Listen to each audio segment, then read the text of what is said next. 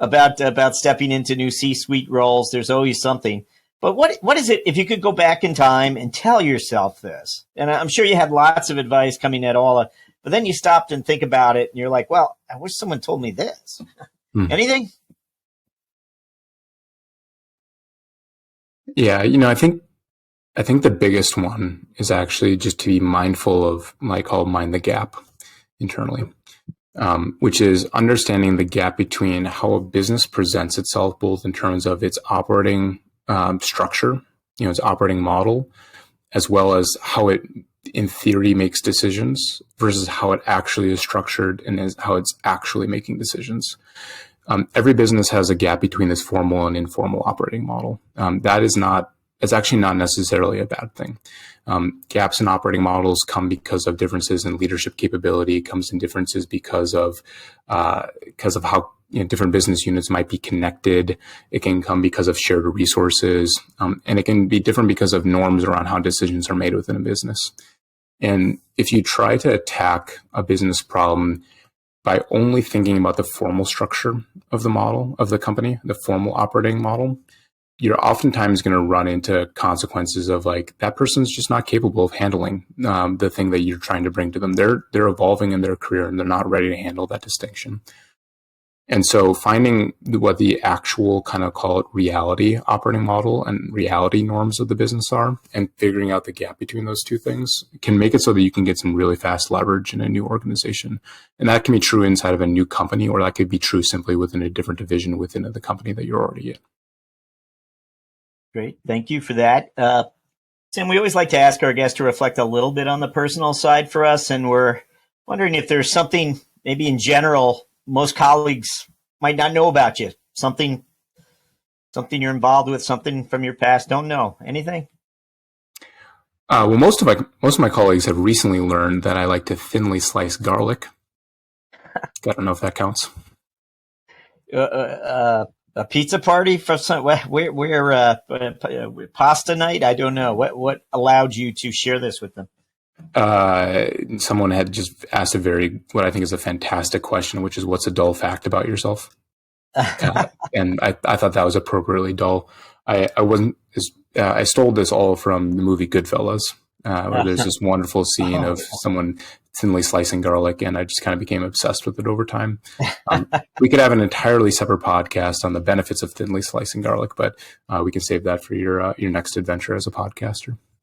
The first I would say is Working Backwards, which is a book about how Amazon works. And it takes a particular time frame of Amazon. I'd say it's up to probably 2011 or 2012. And I think it's just an exceptionally logical way of how you run a business. And it's not just like internally coherent. It's also very much so, if you put it in practice, how a self-evolving system works really well. And so I recommend that to just about everybody I work with. No Rules about Netflix. I think is phenomenal, especially for finance leaders who think that the main way that they are going to manage their P&L is through an iron grip of controls. I think is a really good kind of, Jedi mind trick on you. And then for somebody who is, if you are technically very adept at your skill set and you've progressed far in terms of being able to demonstrate how you use that in an organization, and are looking for something that is a little bit more along the lines of, how do you think about work in your life? There's an excellent book by Oliver Berkman called 4,000 Weeks.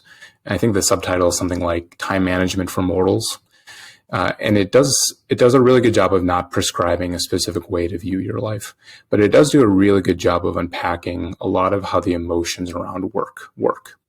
And one of the things that I like about that is I just think that if you think about yourself as a leader, is you think about yourself as, bringing together people that can be in oftentimes very stressful environments, because work can often be like that. One of the things that I think is really, really critical is that you have your understood purpose around these things. And I even tell the folks that work for me, I don't need to know why you work. You don't need to tell me that. But I do need to know that you know that. I do need you to know that you know what it is. And I thought that book did a really phenomenal job of helping kind of break out some of the noise around work and time management, as it were, and give kind of the space to be able to develop some of those things. Excellent. Excellent selections for us. Thank you for those. We are up to our final question where we're going to ask you to look forward finally the next 12 months. We're wondering what your priorities are as CFO of Built. Number one is just making sure that we have financial infrastructure to support our scaling life stage.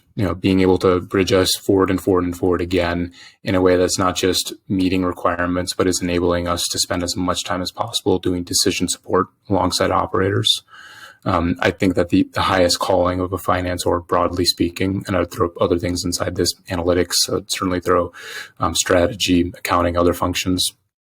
The highest aim is to be able to be great decision support leaders. So that's one. The second is ensuring that we're doing capital allocation in a really fine-grained, very thoughtful approach. This is as much about building out, as we talked about earlier, this is as much about building out systems and processes as much as it is building out cultures of just shrewd operators that are really thoughtful about how to drive value and be really crystal clear about how to evolve value in the world. And so that's number two. And then number three is, we are in a favorable position as a business. We have a lot of different options for growth. And that's a really exciting position to be in, because really what we have to do is say no to good ideas right now. And so making sure that we're being thoughtful about saying not yet instead of no, and making sure that we're bridging ourselves forward into being able to create that multi-year growth pattern that we're aiming at. Sam Kemp, thank you for joining us on CFO Thought Leader. Thank you, Jack. Thanks for having me.